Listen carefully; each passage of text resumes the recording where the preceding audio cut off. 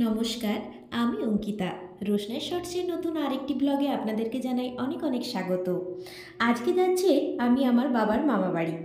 তো আজকে ব্লগটা অনেকটা ইন্টারেস্টিং হতে চলেছে, তোমরা চাইলে পুরো ব্লগটা দেখতে পারো। এসেই সবার সাথে দেখা সাক্ষাৎ করে কাকিমা বললেন চলো তোমাদেরকে একটু গ্রামটা ঘুরিয়ে নিয়ে আসি। দেখতে দেখতেই এই দিদাদের বাড়িতে এলাম। এখানে এত সুন্দর গাছ হয়েছে কুমড়ো যে কি বলবো, অনেক রকমের শাকও ওনারা চাষ করেছেন। তো এইসব দেখতে দেখতে আমরা চলেছি। আর এদিকে চলছিল ধান রাখার কাজ। আমরা একটু গল্প করছিলাম বলে ওনারা একটু কাজটা থামিয়েছিলেন, ধুলো উঠছিল বলে। তো আমরা ওনাদেরকে আর না থামিয়ে আমরা আবার গ্রামটা দেখার জন্য এগোলাম।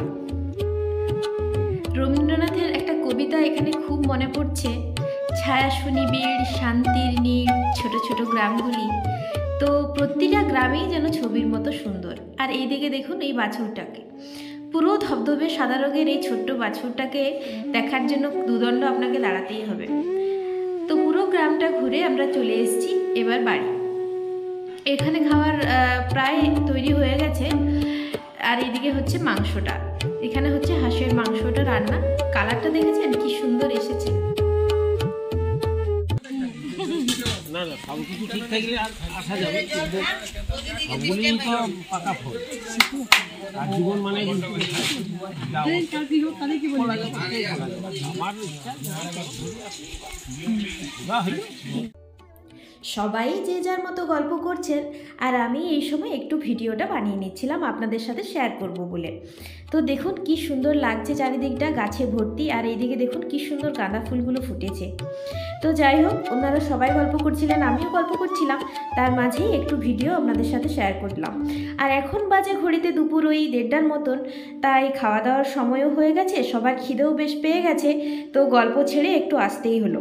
তো এখানে এই ত্রিপলটা পাতা হচ্ছে, এটার উপর বসেই আমরা খাওয়া দাওয়া করব। তো চলুন আপনাদের সাথে তো আজকে পুরোটাই শেয়ার করব। এখানে আমরা সবাই মিলে গল্প করছি ঠিকই, কিন্তু নাকে আসছে হাঁসের মাংসের অসম্ভব সুন্দর একটা গন্ধ। চলুন সবাইকে এবার খেতে বসার জন্য ডেকে নিই। সবাইকে ডেকে নিয়েছি, এখানে দাদুরা বসে গেছেন, আর বাকিদেরকেও এবার আস্তে আস্তে ডেকে নেব। এবার খেতে বসে পড়া যাক।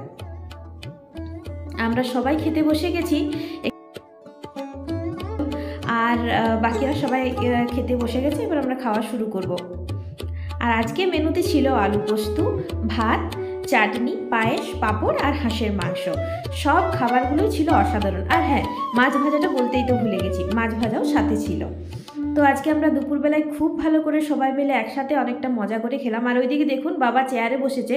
আসলে বাবা হাঁটুটা মুড়ে এখন বসতে পারছেন না, হাঁটুটা একটু ফুলে যাওয়ার কারণে। আমাদের খাওয়া দাওয়া প্রায় শেষের মুখে, চলুন হাতটা ধুয়ে নেওয়া যাক। এখানে আমরা হাতটা ধুয়ে নিচ্ছিলাম, আর এই পিছন দিকেই ছিল একটা পুকুরের মতো, ওটাও আপনাদের সাথে একটু শেয়ার করছি। তো আজকে যে হাঁসের মাংসটা এত সুন্দর হয়েছিল তার পুরো কৃতিত্বটাই কিন্তু এই কাকুর। উনি খুবই ভালো রান্না করেন।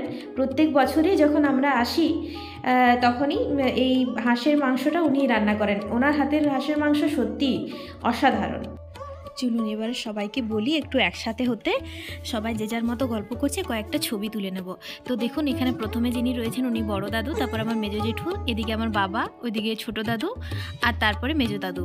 দেখুন এবার আবার ওরিয়েন্টেশনটা চেঞ্জ হয়ে গেছে। আমি বৌদিকে ডেকে নিলাম। এখানে বড় জেঠু এসছেন, বড় জেঠু, মেজো দাদু, তারপর ছোট দাদু, বাবা, মেজো জেঠু, ওই কোলে হচ্ছে ছোট্ট বাচ্চাটা, ওটা আমার দাদার ছেলে, আমার ভাইপো। তো যাই হোক, সবাই মিলে অনেক কটা ছবি তুললাম। আর এইদিকে দেখুন সবার সাথে এবার সবাইকে প্রণাম করে আশীর্বাদ নিয়ে এবার আমাদেরকে বেরোতে হবে। বেরিয়ে পড়েছিলাম, যেতে যেতে বাবার সাথে দেখা হলো এই দাদুর।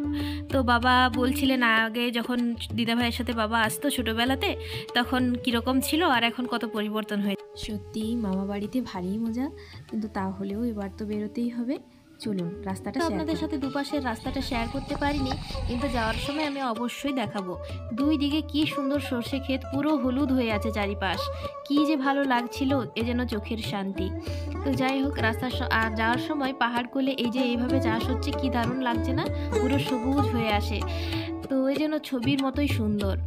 যাই হোক, বিকেল এখন প্রায় 4:30টার মতো। আমরা বাড়ির পথে প্রায় কাছাকাছি চলে এসেছি। এটা হচ্ছে মশক পাহাড়, আমাদের বাড়ি থেকে দেখা যায়, অন্য ব্লগে তো দেখেইছেন।